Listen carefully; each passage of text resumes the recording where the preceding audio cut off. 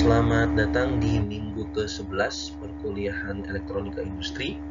Di minggu ini kita akan mempelajari mengenai sensor, microcontroller, beserta Internet of Things.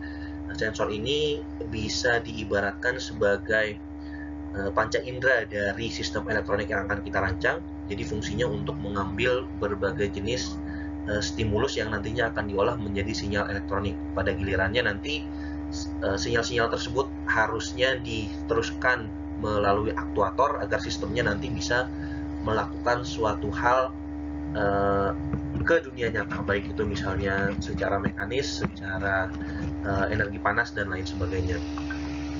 Kemudian microcontroller ini adalah salah satu perangkat yang sering digunakan untuk mengolah berbagai sinyal elektronik, termasuk yang tadi sudah diambil melalui sensor tadi.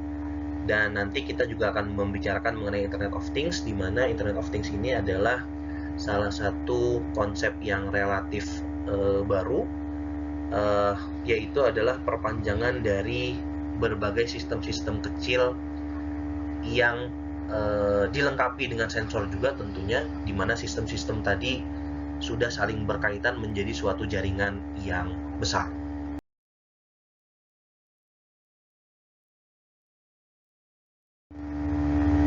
Sensor yang akan kita bahas di sini sebetulnya bisa dikategorikan sebagai sebuah transducer, yaitu sebuah peralatan yang bisa merubah energi-energi dari berbagai bentuk menjadi energi listrik, atau lebih spesifiknya menjadi voltase maupun arus listrik yang intensitasnya berbeda-beda sesuai dengan intensitas dari stimulus yang sampai kepada transducer tersebut. Atau bisa juga transducer ini merubah voltase dan sinyal listrik menjadi bentuk sebaliknya.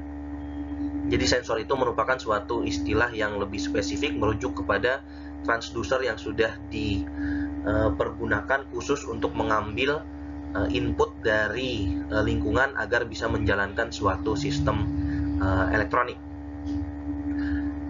Transducer yang akan kita bahas di minggu ini bisa dilihat di slide ini, ada apa saja, nanti akan kita bahas satu-satu secara lebih rinci. Kemudian semuanya digolongkan kepada solid state transducer, di mana kalau masih ingat solid state ini istilah yang sudah kita perkenalkan beberapa kali dimulai dari pendahuluan, merujuk sebetulnya kepada teknologi semikonduktor. Jadi transistor, diode, dan lain sebagainya, seluruh sensor yang ada diperkenalkan di minggu ini juga bekerja sesuai dengan prinsip-prinsip tersebut. Solid state ini sebetulnya diperkenalkan karena transistor itu adalah teknologi yang lebih baru dibandingkan dengan tabung ruang hampa atau vacuum tube, ya, dimana vacuum tube itu aksi-aksi elektroniknya itu terjadi dalam lingkungan gas, jadi dia bukan solid state, ya. State-nya adalah gas. Sementara yang teknologi transducer ini aksi-aksi elektroniknya tadi bekerja di fase zat padat, sehingga disebut juga dengan solid state. Pembahasan dimulai dengan termistor, bisa dibaca sendiri, merupakan sebuah resistor yang sensitif terhadap temperatur, sehingga nilai dari tahanannya berubah-ubah seiring dengan perubahan temperatur. Terbagi menjadi dua, yang satu positif temperatur koefisien, resistansinya akan meningkat apabila temperatur meningkat. Sebaliknya negatif temperatur koefisien, resistansinya akan menurun sesuai dengan peningkatan temperatur. Pada slide ini ditunjukkan simbol dari termistor beserta beberapa contoh aplikasinya. Di gambar yang sebelah kiri bisa dilihat dengan adanya panas, maka tahanan yang terbaca adalah 20 ohm, sementara tanpa adanya panas, tahanan yang terbaca adalah 800 ohm, sehingga jika ada panas, maka termistor ini bisa mengalirkan arus, di mana kemudian arus tadi akan mengaktifkan sebuah komponen seperti di gambar sebelah kiri bawah, mengaktifkan sebuah kipas apabila dirasakan ada panas yang berlebih, atau di sebelah kanan aplikasi yang relatif mudah untuk ditemui, apabila ada api maka alarm akan menyala karena arus arusnya mengalir dan menyalakan alarm tersebut. Berikutnya, photoconductive cell merupakan sebuah komponen yang mengalirkan arus apabila dia terkena cahaya. Di sini sudah ditunjukkan simbolnya maupun juga salah satu contoh aplikasinya. Contoh aplikasinya di sini adalah untuk menyalakan sebuah pembakaran gas, di mana pembakaran gas tadi yang lebih besar dinyalakan dengan pilot burner nozzle yang kecil. Apabila nozzle yang kecil ini dinyalakan mengeluarkan api, apinya mengeluarkan cahaya yang nantinya akan melalui celah yang kecil tadi mengaktifkan fotosel, fotoselnya baru akan mengaktifkan si burner yang besar. Di sini contoh aplikasi lain yang sering juga ditemui di jalan tol misalnya, yaitu suatu lampu jalan yang menyala apabila cahayanya sudah tidak ada.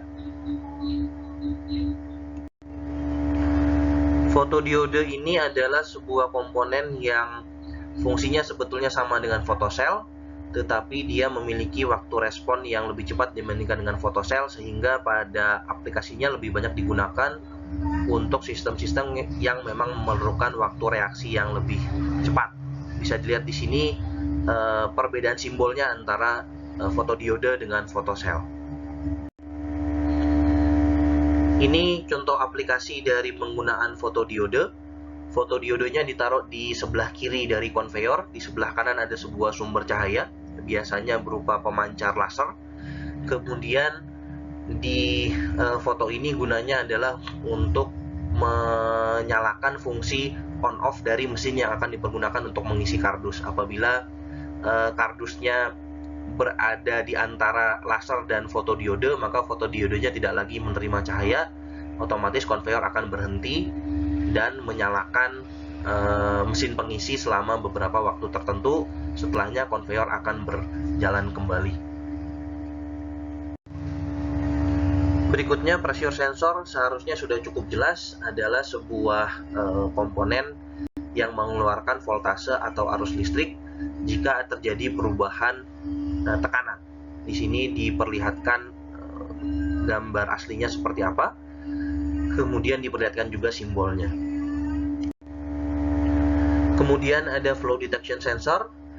Dari namanya juga harusnya sudah cukup jelas, dipergunakan untuk mendeteksi aliran fluida, bisa berupa gas maupun zat cair di dalam sebuah pipa.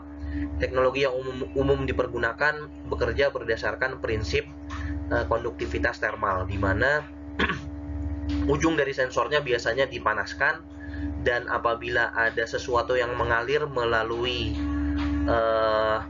pipa tersebut, maka panas yang ada di ujung sensor itu akan menurun karena panasnya dikonduksi sesuai dengan aliran dari fluida tersebut. Tetapi sebaliknya, jika tidak ada aliran yang mengalir, maka panasnya lama-kelamaan akan bertambah terus, sehingga panasnya itu yang nantinya akan dirubah menjadi sinyal elektrik oleh sensor tersebut. Di sini diperlihatkan salah satu contoh aplikasi dari flow detection sensor. Biasanya ditempatkan di dalam pipa seperti yang terlihat di gambar yang atas. Di gambar bawahnya ada ladder diagram yang menggambarkan bagaimana sistemnya bekerja. Untuk kerang yang atas menggambarkan sebuah pompa utama yang bisa dinyalakan dengan tombol start dan dimatikan dengan tombol stop. Di bawahnya adalah flow sensor yang dihubungkan dengan alarm. Apabila pompa utama menyala tetapi tidak terdeteksi aliran cairan pada pompa tersebut, maka sensor yang di bawah akan menutup sehingga alarm nantinya akan menyala dan mengindikasikan adanya kerusakan dari pompa tersebut. Berikutnya ada komponen yang disebut dengan Hall effect sensor, dipergunakan untuk mendeteksi ada atau tidaknya medan magnet di sekitar komponen tersebut. Komponen ini bekerja menggunakan Hall effect. Nanti penjelasannya akan ada di slide berikutnya.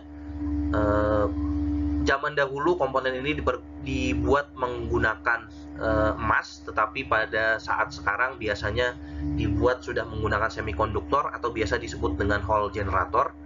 dan karena dibuat dengan semikonduktor tadi, maka dia juga termasuk ke dalam salah satu dari solid state transducer yang kita bahas di minggu ini.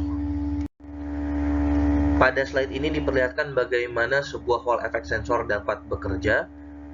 Pada intinya terdapat sebuah bagian tipis yang terbentuk dari material semikonduktor atau yang dulunya terbuat dari emas tadi. Itu adalah bagian Hall generator yang ini.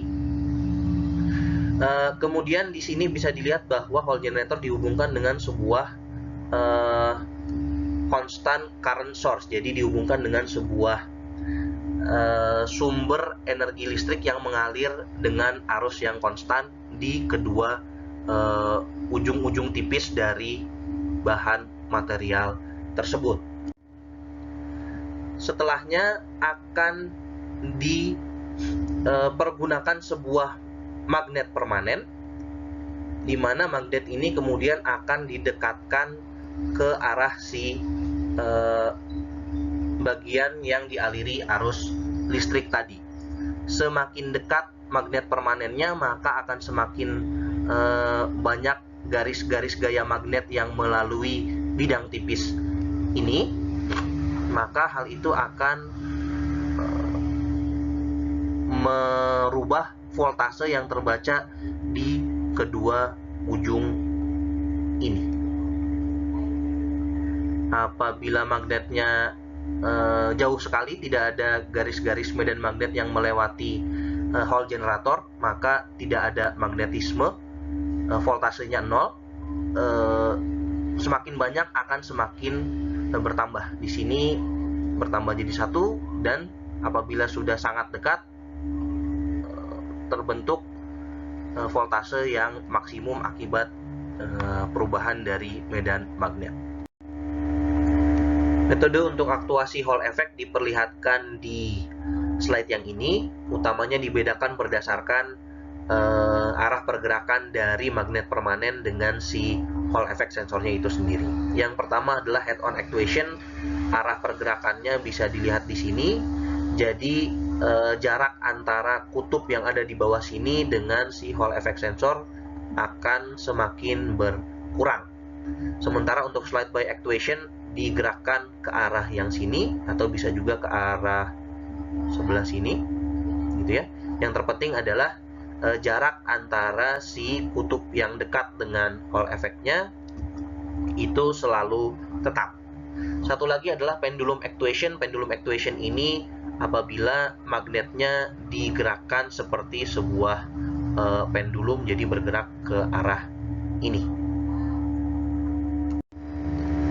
Cara pengaktifan yang lain bisa juga baik magnet maupun Hall effect sensornya dua-duanya tetap tidak bergerak sama sekali, tetapi untuk memfasilitasi perubahan garis-garis gaya magnet yang melalui si Hall effect sensor tadi, maka digunakan sejenis pembatas, biasanya berupa dibuat dari besi. Di contoh yang atas digerakkan secara linear ke sini arah geraknya, sementara yang di bawah digerakkan secara rotasional. Jadi arah geraknya adalah di sini. Kemudian ini salah satu contoh aplikasinya, biasa dipasang di conveyor belt misalnya, maupun di sebuah shaft yang berputar untuk mendeteksi seberapa cepat pergerakan dari conveyor belt maupun seberapa cepat perputaran dari shaft yang ada. Di gambar yang sebelah kanan bisa dilihat berbagai jenis metode untuk mengukur kecepatan putar dari shaft tadi menggunakan konfigurasi magnet dan Hall effect sensor yang berbeda-beda. Contoh aplikasi yang lainnya juga dipergunakan untuk joystick. Jadi di gambar yang sebelah kanan bisa dilihat bahwa ada serangkaian Hall effect sensor. Kemudian joysticknya sendiri dihubungkan dengan magnet, sehingga apabila digerakkan, misalnya joysticknya digerakkan ke arah sana, maka magnetnya nanti akan bergerak ke arah sini, dan pembacaan dari Hall effect sensor di sini nantinya akan dirubah menjadi pergerakan sesuai dengan arah joystick. Joystick ini biasanya aplikasi yang sering ditemui sehari-hari. Tentu kalau sering main game sering menemukan joystick ini, tapi di berbagai aplikasi industri juga banyak dipergunakan. Salah satu contohnya misalnya untuk menggerakkan crane. Berikutnya ada proximity sensor. Dari namanya juga relatif cukup menjelaskan, mendeteksi keberadaan sebuah objek di dekat sensing field dari sensor tersebut. Teknologinya sudah cukup maju sehingga sekarang bisa dipergunakan untuk mendeteksi hampir seluruh jenis objek. Bisa juga mendeteksi objek dengan berbagai ukuran dari yang kecil sampai yang besar, dan sudah cukup robust untuk dipergunakan di berbagai area yang memiliki kondisi tertentu seperti vibrasi yang tinggi, basah, dan lain sebagainya. Jenisnya terbagi menjadi dua. Yang pertama adalah inductive proximity sensor, beroperasi berdasarkan prinsip echo ini. Jadi ada sebuah osilator yang memproduksi medan magnet yang berubah-ubah arah. Kemudian kekuatan dari medan magnet tersebut akan berubah-ubah tergantung dari ada atau tidaknya sebuah benda metal yang ada di sekitar medan magnet tersebut. Sehingga harusnya cukup jelas bahwa inductive proximity sensor ini hanya dipergunakan untuk sensing bahan-bahan yang terbuat dari metal. Satu jenis lainnya adalah capacitive proximity sensor. Ini bekerja dengan prinsip kapasitansi. Jadi dia mengukur perubahan kapasitansi yang ada di daerah ini sesuai dengan ada atau tidaknya sebuah benda yang ada di daerah tersebut. Di sini juga harusnya cukup jelas bahwa capacitive proximity sensor ini lebih banyak dipergunakan untuk mendeteksi benda-benda yang sifatnya non-metal. Capacitive proximity sensor biasanya dipergunakan untuk mendeteksi benda-benda dengan dielectric constant yang nilainya lebih dari 1,2. Dari tabel ini sebetulnya sudah bisa terlihat jelas bahwa hampir seluruh benda-benda yang biasa butuh dideteksi di industri, konstanta dielektriknya sudah lebih besar dari 1,2 sehingga bisa dideteksi menggunakan capacitive proximity sensor tadi. Berikutnya, ultrasonic sensor juga dipergunakan untuk mendeteksi ada atau tidaknya sebuah benda di dekat sensor tersebut. Bedanya, ultrasonic sensor bekerja berdasarkan prinsip pemancaran dan penerimaan gelombang suara frekuensi tinggi. Apabila terdapat sebuah benda di jalur pemancaran gelombang suara tadi, maka gelombangnya akan memantul atau tersebar, sehingga itu mengindikasikan ada sebuah benda yang menghalangi di dekat sensor tadi. Tentu kelemahannya adalah sulit dipergunakan untuk mendeteksi material-material yang sifatnya lunak sehingga dia menyerap, tidak memantulkan gelombang suara. Secara umum bekerja dengan direct mode atau diffuse mode, di mana perbedaannya adalah untuk direct mode emitter dan receivernya ditempatkan di sisi-sisi yang berbeda, sehingga kalau ada benda di tengah-tengahnya maka receivernya tidak bisa menerima gelombang suara. Sementara diffuse mode ini emitter dan receiver ditempatkan di sisi yang sama, sehingga apabila ada benda maka akan muncul echo wave ini. Echo wave ini apabila dideteksi oleh emitter baru itu indikasi ada benda di dekat sensor tadi.